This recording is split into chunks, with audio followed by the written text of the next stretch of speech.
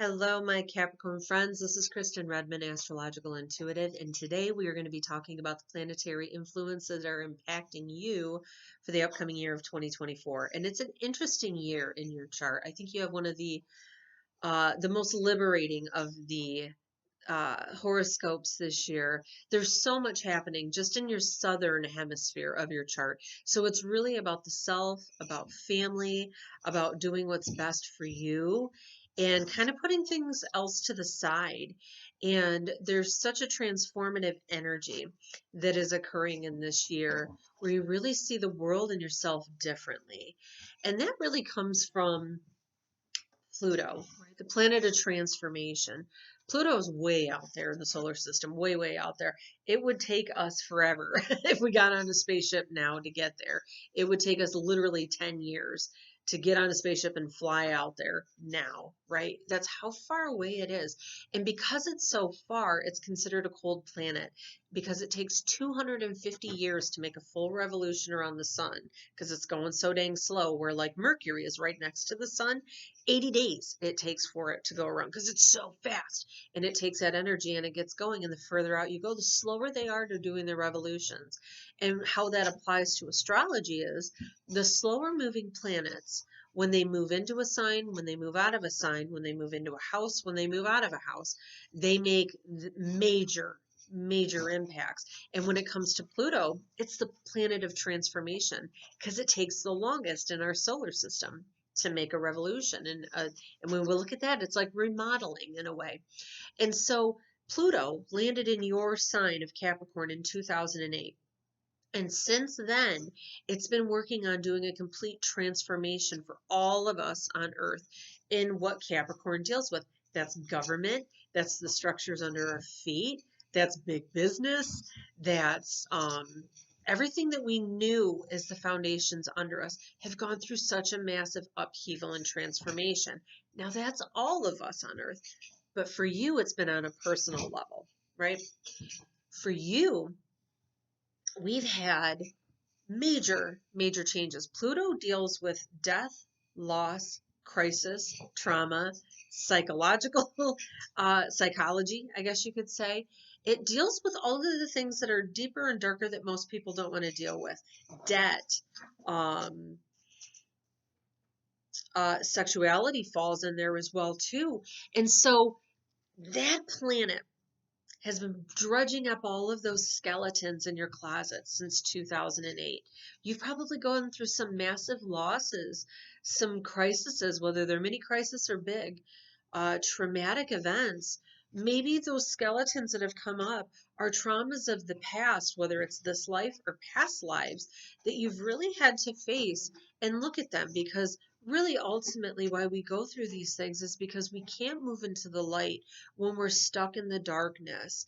And the healing comes from really looking at these difficulties and saying, how am I going to fix and change it? That's why Pluto is the planet of psychology, is that it really wants us to examine these things with a microscope. And so you've been there since 2008, and now it's finally leaving. Now it's moving into the liberating sign of Aquarius. I know you've all heard that we're going into the age of Aquarius, right? This is it. Aquarius is freedom. It's taking on new technology and moving into a modern age. And as it does this, it had to clear out all of the cobwebs of what we knew of the foundations under our feet. And for you, you've reinvented what the foundations are. You've gone from the bottom to the top. And as it leaves, you can breathe a sense of relief, right? And as it does that, then it's going to start moving out of your first house into your second house of um, finances and self-worth and all the things that you hold of value. And it's not to say there's going to be, maybe there will be, I don't know, for 20 years is how long it's going to be there. There are going to be ups and downs with those things. But I think the major thing is going to be that's what life is, right? Life doesn't stay the same. And it always is going to ebb and flow and change. But you have the planet of transformation going through that house of finances. And we'll talk about that. Well, let's just talk about it now since we're talking about it. It's going to be transforming your relationship with money. It's how you view yourself, how much you value yourself, how much, if you're self employed too, or really, no matter what, how much value you put on your time and how you're getting compensated for that time. If it's something where that's been lackluster and you know that you deserve more, first step is recognizing that yes, you do. You are valuable and you deserve more, right? You're Capricorn. You're the sign of hard work. You're the one that's always putting it in. You're the one setting the schedules and the structure and the boundaries, and you're the taskmaster and the bad cop and all of these things when it comes to that. Capricorns are always the ones that notoriously climb the highest on the mountain when it comes to, not the mountain, but I guess we'll say that in the world of, in the professional world, you're the ones that are the CEOs and the leaders because you can do it, right? You're the ones that handle responsibility the best and the most, and you expect that out of others. Now, when that comes to the house of finances here, we're ready to kind of do something different. We're ready to say, hey, look at everything I've done. Don't I deserve more? And that's not just in work, that's in every area of your life. And as Pluto spends the next 20 years transiting that, that'll bring through some events that can radically transform that, right? This is pushing you to levels where you are going to be attaining more in the financial sector than you ever could have dreamed, right? And so we have Mars moving in there as well into your financial sector this year, where it hasn't been for 2 years, right? It's kind of been a little bit stagnated and stale in the house of finances. And as it comes back, it's giving you more opportunities for acting on that. There's that push. I always say that these slow moving planets, they make its biggest impact when it goes into a sign, into a house, or when it leaves a sign, or when it leaves a house. And so you may already have those rumblings like, look, I deserve some more money. Mars is going to give you that confidence this year to go to the powers that be and say, I deserve more, right? That gives you the confidence, if you are self employed, to tell your clients, hey, I need more money, right? I'm raising my rates. And you don't have to explain it, right? That's the thing. You are the sign of boundaries. And where Pluto has been over the past, however many years here since 2008, it's been having you reassess your boundaries with yourself and with others and being able to stand firm in them and know that it's the best thing for everybody, right? Reassessing how you set those boundaries. They can either be way too high or way too low, right? Don't mind this cat. We got a kitten. The universe has blessed us with this special cat, and he is a very you are a very intense little animal, and he's banging around and beeping around and bopping around and zooming around. So if you hear that, that's why. But of course, the universe would bring the astrologer a black cat out of nowhere, right? That's how it works. But anyway, so I'm setting structures and boundaries with you, and my boundary is you can't be up here. See, that's all you got to do with people. Pick them up and yell in their face. Anyway, but that's all happening with money, right? That's where we're at. But like I was saying though, there's so much that is happening anyway, whatever, with your outlook on all of these things, right? Like I said, Capricorn, you're the one that's going to be sacrificing a lot for your career, right? It's not just the house of career, it's not just the sign of career that you're in, it's also your reputation. So you're going to be that one that's PTA and getting involved and doing these things and benefits and blah, blah, and maybe these past several years have really shown you that you just don't want to do that, or maybe you're not getting the response back for all of your hard work that you've put in. And so now what we've got going on is the South Node going through that 10th house, right? Capricorn rules the 10th house, and Saturn also rules your sign. So when I talk about these, they're all kind of interchangeable.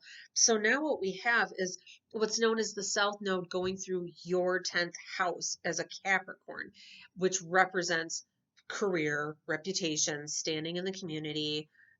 Government kind of goes into that, and the judicial system as well too. But we're looking at it from that standpoint where the South Node, let's get into the nodes here. The North Node, or the True Node, like my channel here, that's our soul's destiny. That's where we're aiming for this lifetime. That's where we really, really need to gravitate towards. But it's difficult because we have our comfort zones and our familiarity from past lives. And that's what's known as the opposing South Node, North node is where we're going, south node is where we've been and where we need to get away from. And so where the south node is at now, where it hasn't been for 20 years, has been going through that 10th house of yours. And it's telling you to look at those comfort zones and the ruts that you get yourself in when it comes to career and how much you sacrifice in order to fulfill that. And we look to the opposite side of that, and that's the house of home and family. And that's why I say this is a year where we're really looking to see the checks and balance system on this and where you're putting your energy and where it needs to really go. You know, you are reaching this point, and I feel that you have in the past couple of years, but it's really reached that apex now as Pluto leaves your sign because you've transformed your outlook. You're not willing to be as accommodating anymore. You're not willing to give so much. You're ready to put that much energy into the people that create the foundation under you. Pluto has taught you that your foundation is your home and the people that you call home. Right? It's not just what you're attaining to be to the external world. You know, Capricorn is the external world up high on the upper hemisphere of the chart. But this is a year where it's all about the things that are lower. That's the self. That's what's best for you. You're working on your money. You're talking about, you know, you're working on your communication. You're going into family in the fourth house, children, and relationships over here, right? None of that has to do with work. But I think as you realize where you're putting your energy and where you want to put it towards, that you're not willing to compromise anymore. By default, when you do that, money will start coming in, right? Because you're doing what's best for you and your path. You're letting go of that karmic south node baggage of I have to do for others before I can do for me. You're really letting go of that mentality. And you're letting go in general, and you're finding what's fulfilling for you. So you may even find in this year that could be a completely different career path, right? You come here as a Capricorn to be associated with what you do for your career. And now that Pluto's leaving your sign, you may be ready to dramatically change what it is that you do. Maybe you're ready to retire, you know, that could be it. There's so many different things, but as the year moves along, I think you're going to be finding that the eclipses shine a light on that. Wherever the nodes are in the sky, that's where the eclipse patterns fall as well. And so it's been 10 years since these eclipses have landed in your career house, and then on its opposing side, the family, home, mom, security, all those things over here, right? And what the eclipses do, they work in 10-year intervals, where the nodes work in 10-year intervals. These guys work in 10-year intervals. And they're kind of like billboards from the universe, I say, you know, and these eclipses happen in the spring and they happen again in the fall. And when they do, they kind of show you what needs to change, right? They're showing you in work, maybe where you're compromising too much. This started last year and it ends this year. Maybe last year it really became obvious to you. Over here in family, how it was impacting family, right? And so what eclipses do, they make it painfully obvious to us what needs to change. And then it gives us that ability to make those changes. Now, where these eclipses are going to be happening for you, let me read it. March 25th, April 8th, September 17th, and October 2nd. Usually it's a couple of weeks before and after. So that's why I kind of lump it into the spring and the fall, because really these eclipses make impacts on us that are more than just this year. They make lifelong impacts to some of these changes. But look to what's happening then and really trust what your instincts are telling you to do, right? And honor what your higher self is telling you, because you're working on relationship, right? We've talked about money, we've talked about career, but really what the focus on this year is what these eclipses are doing. And when these fast moving planets start to go through that seventh house of marriage and partnership, I think that's when it really becomes solidified for you. You know, so let's think here. So if that's Capricorn, that's going to be Cancer in the summertime. In the summertime, that's when you're really going to start focusing on those partnerships. And maybe that's when the universe, maybe your partner comes to you and says, I can't handle you putting so much of your energy, or being, you know, you drain yourself of all of your energy. And by the time you come home from work, you're just frustrated, and I get the brunt of it, and maybe you've heard that for so many years, but with the way that the energies are now, you're hearing it and you're taking it to heart and you're ready to make those changes necessary for the people that you love. What makes you happy, right? What makes you happy? I think that's the tough part when you're a Capricorn. You're so hardwired for work and the practical that you forget that there's also play that is needed to balance that out. And this is a year where Jupiter goes through that fifth house of fun and kids and playfulness and creativity and just being happy and being who you are and being proud of who you are. Jupiter is the planet that expands us and it brings us lucky opportunities. And it hasn't come to your fifth house of fun in 12 years. So as it comes around, it's starting to say, I'm ready to start going on the side of playing more than working. And that's okay. I know this sounds really weird, but it's okay for you to leave work at work and focus on what it is that you love to do to play. Finding what makes you happy again, because I'm sure you've probably forgotten what is fun, right? What's fun to you now is not what was fun to you, 20 years ago when all of these energies bubbled up, then. So what is it, and this will be a year of finding that. Maybe that means traveling. Maybe that means getting on the floor and playing with your kids or playing with your grandkids or, going back to childhood in your mind and remembering the things that did bring you joy and approaching them in a new light. Maybe you liked painting when you were a kid and now you want to take those wine painting classes with some friends. And I think you'll be amazed at the amount of decompression and clarity it gives you with the rest of the things moving in life, right? Absolutely. Especially when Jupiter aligns with Uranus out there in the sky. That happens on April 20th. This is a once in a 12th year event. And it happens April 20th for you. And it hasn't been there for 12 years. And you've got the planet of luck and opportunity and expansion and growth aligning with the planet of unexpected things. It's the planet that wants us to live an authentic life to who we are. So when you have the planet of expansion aligning with the planet of authenticity, talk about an explosive time where there's going to be some really unexpected opportunities for these travels, for you to have fun. Do it. Who cares what the practical side of you says? Just do it. And you're going to be grateful that you did. Trust me. So now let's look at birthdays. Now, everything I've said is just overall in general for Capricorn. That's going to be like the underlying baseline to you. But your specific chart is going to hone in on where that Jupiter is bringing those lucky breaks. What is happening with, all of these things specifically for your birth chart, because that's you, right? You want to look at that. I have a link below. Get a hold of me. We can look at your chart specifically. But in general, for certain birthdays, we're looking at how these slower moving planets are impacting you, because this would be in your personal chart anyway if you fall in this. Some of these things you'll be like, oh my gosh, that's not my birthday, but that's what I'm going through. You're going through those. You could have been through it already or you're coming up to it. Our souls go at different paces, so you may be in this. Take what resonates, leave what doesn't. That's what I say. But if your birthday is December 26th through January 11th, Saturn is working with your sun. Now, Saturn is your ruling planet. It is the planet that sets the boundaries and it's the responsible one and all of those, but it's working in harmony with you. So it's saying all of this work that you've done in understanding where you need to set limits with others, that's going to work wonders for you and bring amazing blessings if you can really set those boundaries with yourself and others. It's also about setting goals for yourself as well, right? Um, Reassessing your boundaries is what I have written. Having a more relaxed approach to the outcomes as well. I think that's a big one. Helping you to discover the beauty in the journey as opposed to the destination. I think that's what happens with our Capricorn friends is you get a goal in mind and you're laser focused for it, that you miss all of the awesome stuff that happens in the journey and such.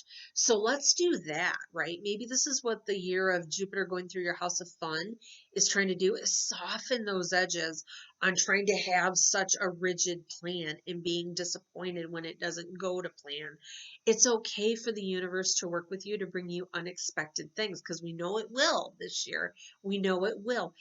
And it may actually reroute you in a better direction. So why waste your energy on trying to come up with every plan for every detail when really it's going to be subject to major change anyway. Just go with the flow, go with the process, and trust yourself, right? You're the oldest souls in the zodiac, right? You've been around this through multiple times in multiple lifetimes. You know how the universe works, okay? And if you were to really access your soul's highest self, it would tell you, don't worry so much, right? Don't worry so much and just play more. Play with this. You can create your reality. That's this year for you.